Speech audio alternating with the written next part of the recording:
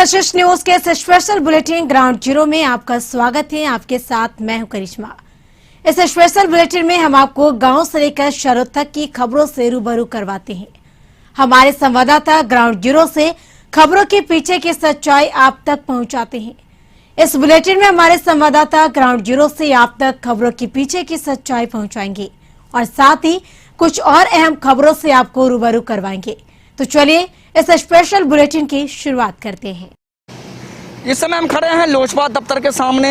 कल तक इस दफ्तर के बाहर अंदर पोस्टरों की अगर बात करें तो कहीं न कहीं चिराग पासवान प्रमुख रूप से काबिज होते थे। रामविलास पासवान के पास चिराग पासवान का पोस्टर होता था, उसके बाद ही पशुपति पारस या रामचंद्र पासवान का फोटो होता था। लेकिन कह सकते हैं राजनीति में बहुत कुछ बदल गया। पिछले 2 से 3 दिनों की बात करें तो हम आपको इस पोस्टर से रूबरू कराने जा रहे हैं। आप जरा गौर से देखिए, आज लोजपा के सिरमौर कहे जाने वाले इस कह सकते हैं कि दफ्तर में रामविलास पासवान का पोस्टर एक तरफ, पशुपति पारस का पोस्टर दूसरे तरफ और ऊपर में 5 सांसद जो हैं उनका पोस्टर लगाया गया है। देखिए, सवाल बहुत सीधा है कि पशुपति पारस का गुट हो या कह सकते हैं कि चिराग पासवान का, लेकिन कहीं ना कहीं ये एक बात तो कंफर्म है कि सभी लोग रामविलास पासवान के नाम पर ही अभी भी राजनीति करना चाह रहे हैं। ये लोजपा दफ्तर है। इस लोजपा दफ्तर पर अब देखिए पशुपति पारस जो हैं अध्यक्ष, उनके नाम प्लेट पर कल तक जहां कालिक पोता गया था अब पूरी तरह से स्पष्ट है। साथ ही यह नया पोस्टर लगाया गया है। यह पोस्टर इस बात का द्योतक है कि कहीं ना कहीं अब राजनीति लोजपा दफ्तर में चिराग पासवान की नहीं होगी, अब पारस गुट की होगी। साथ ही साथ कह सकते हैं कि इस पोस्टर के द्वारा रामविलास पासवान अमर रहे और रामविलास पासवान का बड़ा पोस्टर लगा के ये कवायद की गई है कि रामविलास पासवान पर भी चिराग पासवान की राजनीति होगी और रामविलास पासवान के नाम पर ही चिराग पासवान की राजनीति के साथ साथ कह सकते हैं कहीं ना कहीं लोजपा दफ्तर पर पशुपति पारस गुट हावी होने लगा है। लेकिन अब देखना होगा कि जब चिराग पासवान आते हैं तो फिर अगला कदम उनका क्या हो पाता है। फिलहाल पोस्टर की राजनीति में पशुपति पारस का गुट हावी लग रहा है। मुर्गुब आलम, कशिश न्यूज, पटना। के सौंदर्यीकरण में अब 4 चांद लगने वाला है। हम ऐसा इसलिए कह रहे हैं कि आप ये जो ब्रिज देख रहे हैं, ये ब्रिज लगभग लाइफ लाइन है कटिहार की, जो कटिहार के एक सिरे को दूसरे सिरे से जोड़ता है। ये पुल लगभग 56 साल पुराना हो चुका है। इस जर्जर पुल के बदले हम आपको दिखाना चाहेंगे एक नया ओवरब्रिज बन रहा है जो रेलवे की पहल है। ये नया ओवरब्रिज आप देख सकते हैं, काफ़ी खूबसूरत सा दिख रहा है। जल्द ही लगभग 40 करोड़ की लागत से ये पुल बन रहा है। जल्द ही इसका काम पूरा कर लिया जाएगा। लेकिन रेलवे की एक शानदार पहल है। हमारे साथ कुछ जो लोग हैं वो जुड़े हुए हैं, क्योंकि जो इस पुल का अप्रोच है उसके सामने इन लोगों का दुकान पड़ता है। हमारे साथ कुछ दुकानदार हैं। हालांकि रेलवे ने रेलवे की पहल हुई है कि निगम और दुकानदारों के साथ बैठक हुई। क्या बैठक में बात हुई, उनसे बात करते हैं। क्या बैठक जो हुई, हमें कुछ दिक्कत आ रही, पुल बन रहा है, हमें नगर आयुक्त से साथ बैठक हुई। उनसे हमें आश्वासन दिया गया कि ये पुल आप लोग को दुकान टूटने के बाद, जो पुराना ओवरब्रिज है वो टूटने के बाद वो जगह जो खाली होगी उसके बाद आप इतने दुकानदार को एडजस्ट किया जाएगा। क्या आप संतुष्ट हैं? संतुष्ट तो नहीं है सर, इसलिए कि हम लोग को टाइमिंग नहीं दिया गया। अच्छा। और हम लोग का रोजी रोटी का सवाल है। अब मान के चलिए 2 साल तक हम लोग बैठ के क्या करेंगे। इसी कारणवश हम लोग से फिर सेकेंड मीटिंग हुई नहीं है और इस विषय में आज 2 महीना हो गया, फिर दोबारा चर्चा इस मीटिंग में नहीं हुई है। कितने संतुष्ट हैं आप जो बैठक? नहीं, हम लोग बैठक से संतुष्ट नहीं है। हम लोग का कहना है कि ब्रिज जो बना रहे हैं इसको पाया पर उठा लेके हम लोग के नीचे दुकान बच जाएगा। आप चाहते हैं कि पिलर के पिलर से बन जाए तो हम लोग का दुकान ही रह जाएगा और हम लोग को भी रोजी रोटी चलेगा। उन लोगों का क्या कहना है? निगम का कहना है कि नहीं, दुकान खाली कर दीजिए। जो पुल बनने के बाद 2 साल में बने या 3 साल में बने तब आपको कहीं जगह मिलेगा और शासन है, खाली लिखित रूप में कोई बात नहीं है। तो निश्चित तौर पर सिर्फ आश्वासन दिया गया है रेलवे के द्वारा और निगम के द्वारा कि पुल जब तक बनता नहीं है, जो ओवरब्रिज टूटेगा, जब ये ओवरब्रिज टूटेगा उसके बाद जो है इन दुकानदारों को जो है नई दुकान दिया जाएगा। तो कोई टाइमिंग है, कोई लिखित आश्वासन नहीं देगा, जिससे संतुष्ट नहीं है दुकानदार। ये जो पुल बन रहा है इससे क्या लगता है शहर के सौंदर्य के जाम की समस्या से निजात मिलेगी लोगों को? देखिए, सबसे बड़ी बात ये है कि पुल जो बन रही है बहुत अच्छी बात है। कटिहार को एक नया चीज़ मिलेगा। लेकिन पुल बनते हुए और कुछ लोगों की दुकान को हर्जा करते हुए सरकार पहले इसका रास्ता निकाल दे तो काफ़ी बेहतर होगा। निश्चित तौर पे जो दुकानदार है उनका कहना है कि सरकार को प्रायोरिटी लेवल पे ये देखना चाहिए कि इन दुकानदार भाइयों को कोई नुकसान न हो, इन्हें उचित मुआवजा मिल जाए, चाहे लिखित में मिले। ये अभी तक सिर्फ आश्वासन मिला है कि जब ये ब्रिज का निर्माण हो जाएगा तो इस ब्रिज को तोड़ा, ये पुराना ब्रिज को तोड़ा जाएगा। इसके बाद इन दुकानदारों को जो नई दुकान मिलेगी। तो कहीं न कहीं रेलवे की तो एक विशेष पहल है और कटिहार के सौंदर्यीकरण में कायाकल्प भी होने वाला। लेकिन जिस तरह से आश्वासन दिया गया है वो आश्वासन लिखित रूप में देना चाहिए।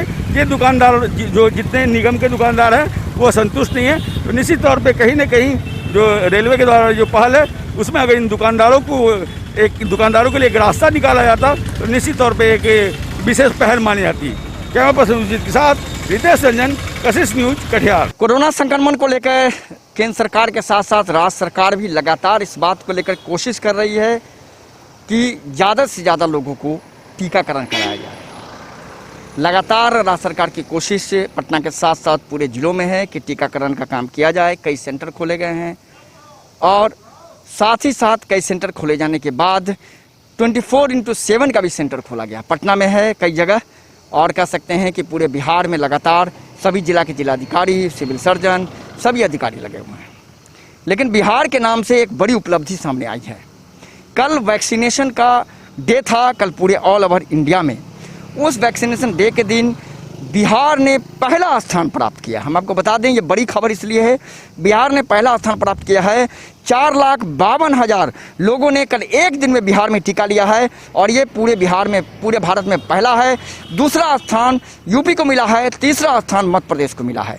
कल जिस तरीके से पूरे राज्य में लोगों ने उत्साह दिखाया, 18 से नीचे 18 प्लस या कह सकते हैं 45+ के लोगों ने, तो कहीं ना कहीं बिहार को पहला स्थान मिला है। और बिहार इस वैक्सीनेशन में, कल का जो वैक्सीनेशन डे था उसमें बिहार पहले नंबर पर है पूरे भारत में। और ये बड़ी उपलब्धि है स्वास्थ्य विभाग के लिए, बिहार सरकार के लिए और कहीं ना कहीं पूरे बिहार वासियों के लिए कि बिहार को पहला स्थान कल मिला है। और बिहार वैक्सीनेशन में 4,52,000 लोगों ने कल 24 घंटे में एक साथ टीका लिया है, जो पूरे भारत में कह सकते हैं कि सबसे ज़्यादा है। यूपी को दूसरा स्थान मिला है, मध्य प्रदेश को तीसरा स्थान मिला है। तो बिल्कुल कहा जा सकता है कि राज्य सरकार की कार्यशैली, स्वास्थ्य विभाग की कार्यशैली, अधिकारियों के, लोगों की कह सकते हैं जिस तरीके से लगातार उत्साह है, लोग उत्साहित हैं, उस उत्साहित को देखते हुए कहीं ना कहीं कहा जा सकता है कि शायद वैक्सीनेशन को लेकर के बिहार ने कल वैक्सीनेशन डे पर पहला स्थान प्राप्त किया है। मरदूम आलम, कशिश न्यूज, पटना। अभी हम मौजूद हैं गंगा घाट किनारे। लगातार बारिश होने के कारण गंगा के जलस्तर में काफ़ी वृद्धि हो गया है और पानी बहुत ज़्यादा जो है वो बढ़ गया है। इसी को लेकर बख्तियारपुर के ग्यासपुर गंगा घाट पर बने पीपा पुल को, जो लोगों को आने जाने का एकमात्र साधन था, उसको बख्तियारपुर के सीओ रघुनंदन प्रसाद के निर्देश पर आज जो है उसे पीपा पुल को हटा लिया गया है। बता दूं कि गंगा के उस पार बस से दर्जनों लोगों को, गांव के लोगों को आने जाने का एकमात्र साधन यही पीपा पुल था। चाहे कोई भी मौसम हो, गर्मी का मौसम हो, बरसात का मौसम हो, सब उस समय लोग जो हैं इसी पीपा पुल के द्वारा बख्तियारपुर आते थे और अपने ज़रूरी काम को निपटा करके इसी पुल के द्वारा पुनः अपने गांव को वापस जाते थे। लेकिन इस पीपा पुल के हट जाने के कारण अब लोगों को आने जाने में काफ़ी कठिनाई होगी, क्योंकि गंगा का जलस्तर काफ़ी बढ़ गया है और पीपा पुल नहीं रहने के कारण अब लोगों को आने जाने का एकमात्र सहारा जो है उस घाट पे नाव ही है। बता दूं कि सीओ यह भी निर्देशित किया है कि जितने भी नाविक हैं यहाँ और जितने भी नाव चलती है वो सब नाव, जो बड़ी नाव है उसमें 20 से 50 लोगों को बैठाया जाए और जो छोटी नाव है उसमें 10 से 30 लोगों को ही बैठाया जाए। यदि कोई भी नाविक क्षमता से अधिक लोगों को बैठा करके यात्रा करवाते हैं तो उन पर कानूनी कार्रवाई की जाएगी और उनके नावों को भी सीज किया जाएगा। अधिक होने के कारण दोनों साइड में पीपा के ज्वाइंट कटने के कारण खोल दिया गया है रात में, और नाविकों को हम समझा रहे हैं कि अपने कैपेसिटी से ज़्यादा पैसेंजर नहीं बैठाएंगे। सर, कितने लोगों के एक नाव पर बैठेंगे? एक बड़ी नाव में 50 आदमी, 40 आदमी, 20 आदमी, छोटी नाव में 30 आदमी, इससे अधिक नहीं बैठाना है। इन लोग को डायरेक्शन दे दिए हैं, अगर ये लोग नहीं मानेंगे तो देखते हैं कि सीओ द्वारा दिए गए इस दिशा निर्देश का कितना पालन नाविक जो हैं वो करते हैं और लोगों को कितना सुरक्षित जो है इस पार से उस पार ले जा सकते हैं।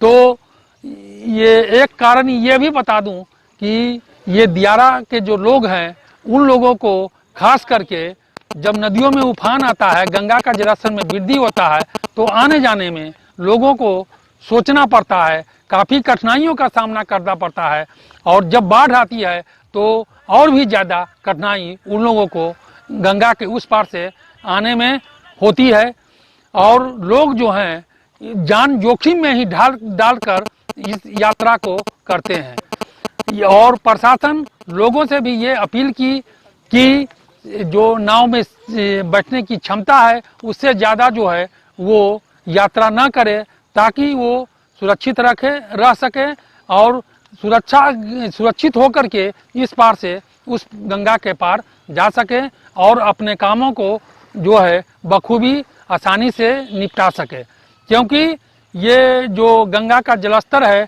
उसका वृद्धि लगातार अब होगा, क्योंकि ये मौसम जो है वो बाढ़ का मौसम आ रहा है और देख रहे होंगे कि अधिक तर नदियों का जलस्तर में वृद्धि हो रहा है, चाहे वो गंगा नदी हो या पुनपुन नदी हो या और अन्य कोई नदी हो। सभी नदियों में जलस्तर जो है वर्षा के कारण काफ़ी बढ़ गया है और लोग जो हैं जो गंगा के उस पार रहते हैं, दियारा के उस पार रहते हैं, उनके लिए ये समय जो है वो विकट समय आने वाला है।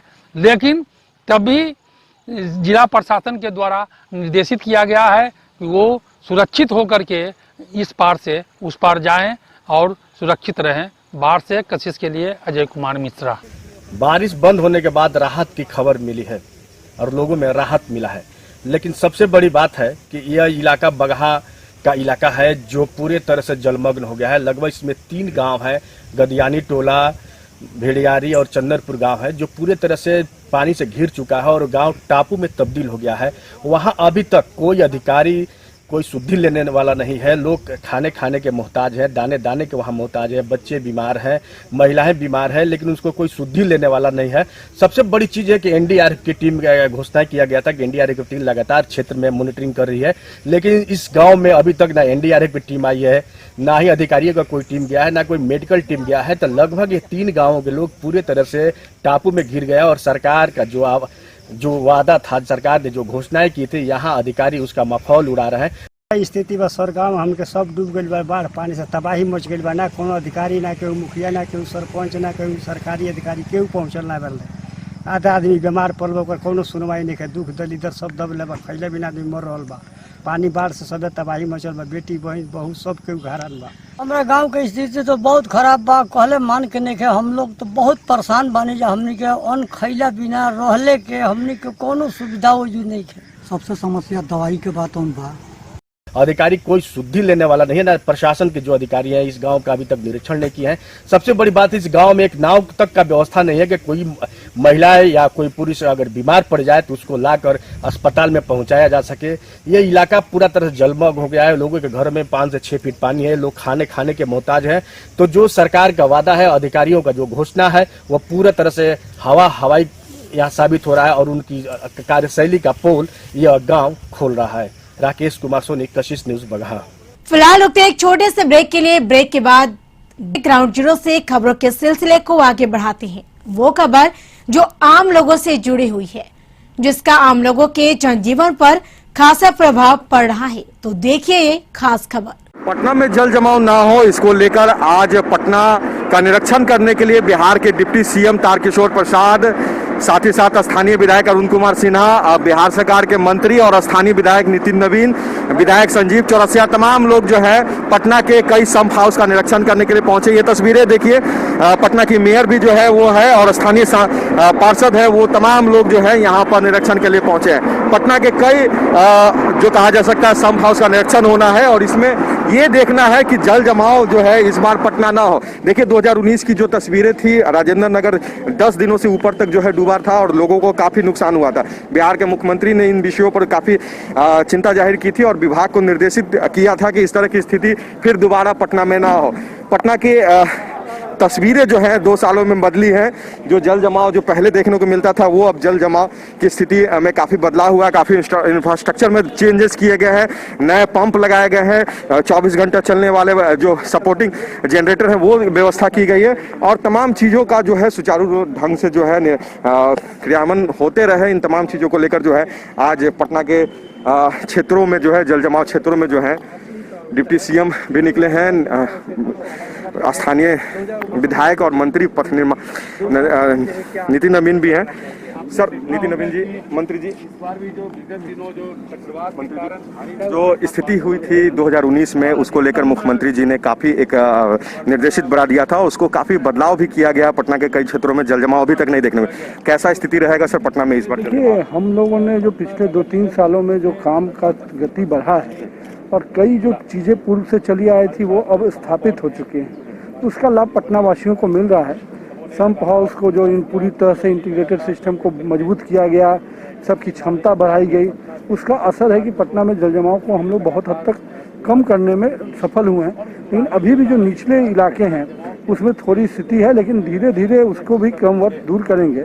और पटना वासियों को जो समस्या रही है जल जमाव से, उससे धीरे धीरे पटना में माननीय डिप्टी सीएम खुद आज मूव किए हैं और नगर विकास मंत्री होते हुए उन्होंने लगातार चीज़ों को देखा है और अब कई नई चीज़ों की कल्पना को और जोड़ेंगे। पटना के कई जगहों पर सर अभी भी रोड जो है गड्ढे किए गए थे, खबरें जब चली तो कुछ में भरा गया, मगर कुछ स्थिति अभी भी कहीं कहीं। कि जो नया किसी भी चीज़ को जब आप पुराने शहरों को नए बसाने में नया बनाएंगे, अभी पूरे पटना में पहली बार सीवरेज योजना बन रही है, करीब 500 करोड़ से ऊपर की सीवरेज ट्रीटमेंट पटना में कभी सीवरेज योजना नहीं। तो जो पुराने शहरों में अगर नए विकास करेंगे तो निश्चित रूप से उसमें कुछ परिवर्तन आएंगे और कुछ दिक्कतें आती है, लेकिन निश्चित रूप से बरसात के पहले हम लोगों ने सभी रोडों को मोटरबुल कर लिया है।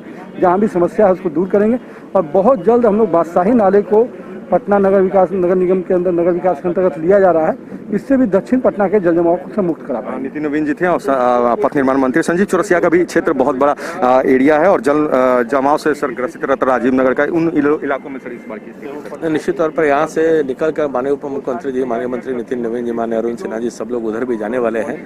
तो व्यक्तिगत रूप से आप देख रहे हैं कि बहुत सारे परिवर्तन हुए हैं और संप हाउस में विशेष करके जिस प्रकार से संयोजन किया गया है 24/7 के तहत लगातार व्यक्ति भी रहेगा, हर प्रकार की व्यवस्था, अल्टरनेटिव बिजली व्यवस्था से लेकर जनरेटर व्यवस्था से लेकर कहीं भी ऐसा कुछ भी हो तो तुरंत अलग अल्टरनेटिव बिजली वगैरह के साथ भी सब हो पाए, तो सब प्रकार की व्यवस्थाएं बहुत सुदृढ़ है और जल निकासी की पूरी योजना के साथ इस बार सुदृढ़ता के साथ पूरी योजना बन गई है।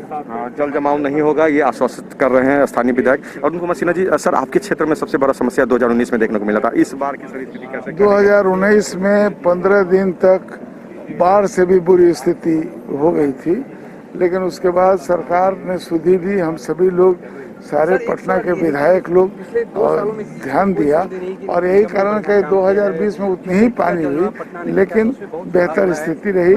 इस बार और बेहतर स्थिति होगी और नगर विकास मंत्री जी, उप मुख्यमंत्री जी और सारे विधायक लोग, महापौर, ये सब लोग आज उसी क्रम में हम लोग भाग ले रहे हैं। चलिए, अरुण कुमार सिन्हा जी थे, तीनों विधायक जो पटना के जो शहरी क्षेत्र के हैं, अरुण कुमार सिन्हा जी, संजीव चौरसिया जी, तमाम लोग जो हैं अपनी बातों को उन्होंने रखा कि जनता की समस्या नहीं होगी। डिप्टी सीएम तारकिशोर जी भी निकले हुए हैं, उनसे भी हम जानते हैं कि उनका क्या कहना है पटना के लोगों को इस बार जल जमाव से कैसे राहत मिलेगी। सर आज निकले हैं शहरों के निरीक्षण के लिए, सर स्थिति सर कैसी देखने को मिली? सर नहीं, देखिए, आपने देखा भी होगा, इसके पहले भी 2019 के भी काल को देखा है, आप सब परेशान भी हुए हैं, लेकिन उसके बाद लगातार इस विभाग का दायित्व संभालने के बाद जो लगातार हम सब ने अधिकारियों को अनुप्राणित किया बैठके की, नालों की उराही को सुनिश्चित करने के लिए जो भी आवश्यक कदम उठाए जा सकते थे हम सबों ने उठाने का प्रयास किया। हमारे साथ पटना के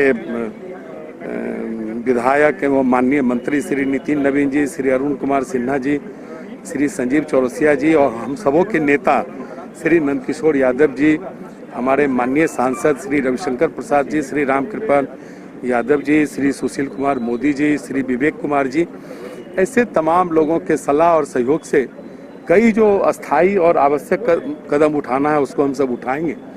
अभी जो पुराना हमारा नेटवर्क है कि जल की निकासी कैसे हो रही है, स्टॉर्म वाटर ड्रेनेज सिस्टम का क्या हालात है और सीवरेज नेटवर्क पर भी हम सबों को काम करना है। और जो बादशाही नाला है वो अभी जल संसाधन विभाग के जिम्मे है, उसको अब अपने अधीन लेकर उसको और बेहतर बनाकर जल निकासी को एक बेहतर स्वरूप देंगे। पटना के सर कई जगहों पर सर अभी भी रोड थोड़े से गड्ढे हैं जिस कारण से नहीं, देखिए वो जो काम चल रहा है उसके लिए हम सबों ने प्रयास किया था कि वर्षा प्रारंभ होने तक में वो सारी चीज़ें दुरुस्त हो जाए, लेकिन थोड़ा सा विलम्ब हुआ है।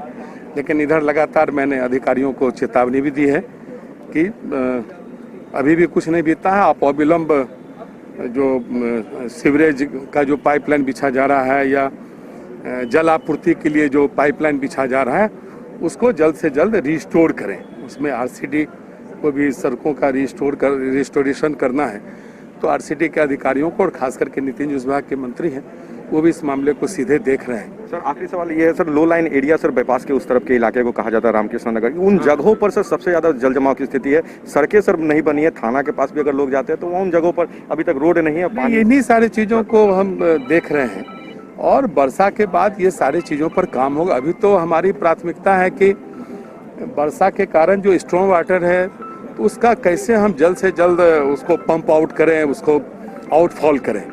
और इसके बाद वर्षा के बाद हम सब अभी इधर के जो वर्षा काल का जो कुछ महीने हैं उसमें उन सारे चीज़ों पर हम काम कर रहे हैं, जो वर्षा के बाद उन चीज़ों को का इन्फोर्समेंट हो। पानी निकालने का सर इस बार नहीं, देखिए हम लोग तो चाहेंगे जल्द से जल्द निकले, लेकिन अभी मैक्सिमम नगर निगम ने 4 घंटा कुछ क्षेत्र के लिए 4 घंटा और कुछ क्षेत्र के लिए 8 घंटा का निर्धारण किया है, लेकिन देखते हैं।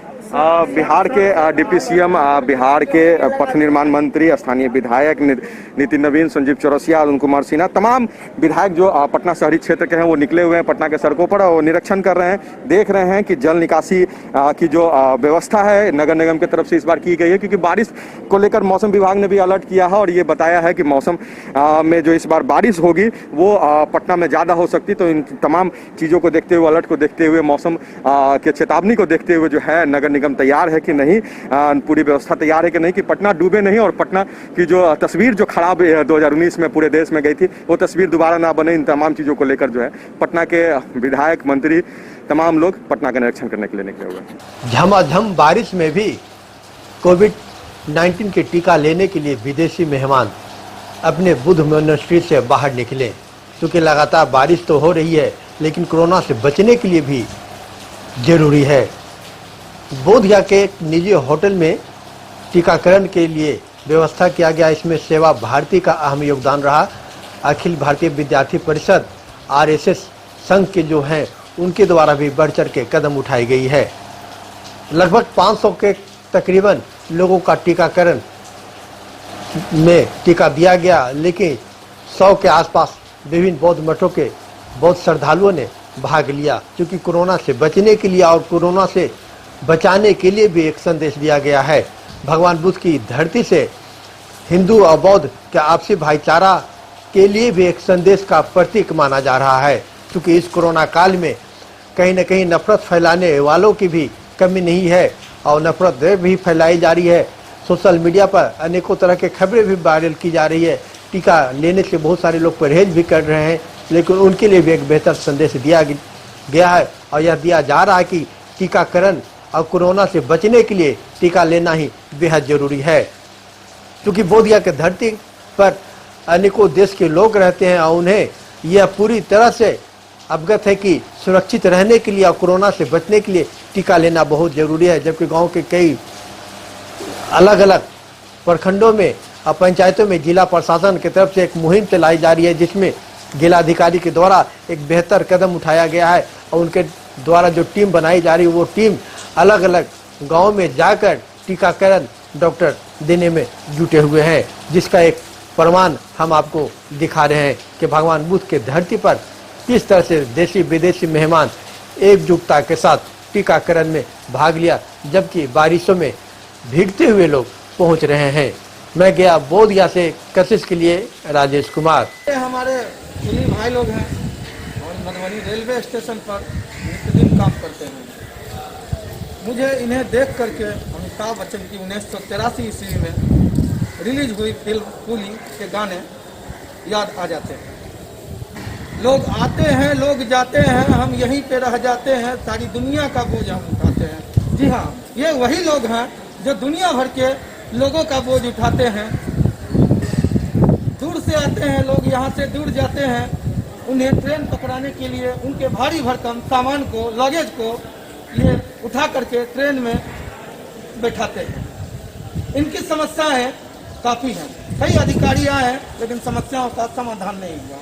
हम आपको दिखाते हैं ये जो है रेलवे, मधुबनी रेलवे स्टेशन का 2 नंबर प्लेटफॉर्म है, 2 नंबर प्लेटफॉर्म और 3 नंबर प्लेटफॉर्म है। अब साफ देख सकते हैं कि इस प्लेटफॉर्म पर जाने आने के लिए जो कुली भाई हैं हमारे, उनके जाने आने के लिए, सामान ले जाने के लिए या पार्सल की जो सामान आता है उसे ले जाने के लिए कोई सुविधा नहीं है रेलवे की तरफ से। करोड़ों रुपए खर्च कर दिए गए हैं इस रेलवे स्टेशन को मॉडल स्टेशन बनाने के लिए।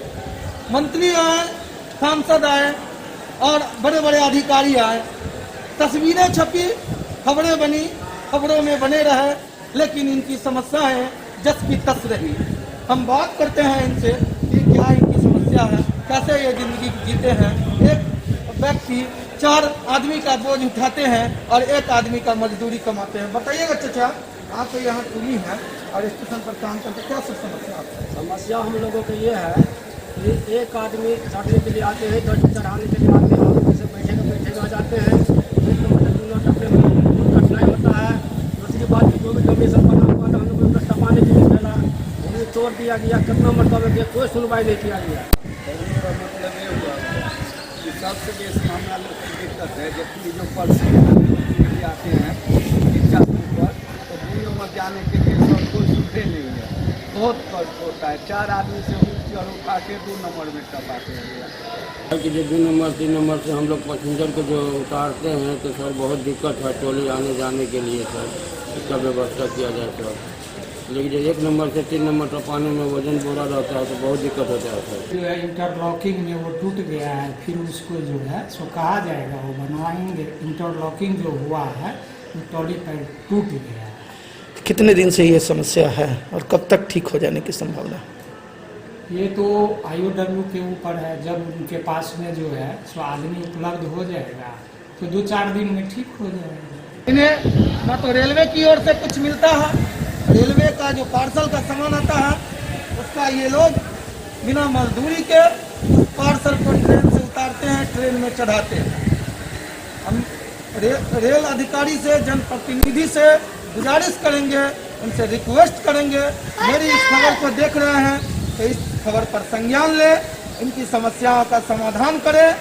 ये मजबूर बेचारे लाचार हैं, आवाज़ उठाने के सिवा कुछ नहीं कर पाए, और इनकी आवाज़ सुनकर इनकी आवाज़ को पेपर वेट के नीचे अधिकारी दबा देते हैं। वो ऐसी काम न करें। मधुबनी से कशिश न्यूज के लिए कुमार गौरव। इसके साथ इस ग्राउंड जीरो में फिलहाल इतना ही। आप बने रहे कशिश न्यूज के साथ। नमस्कार।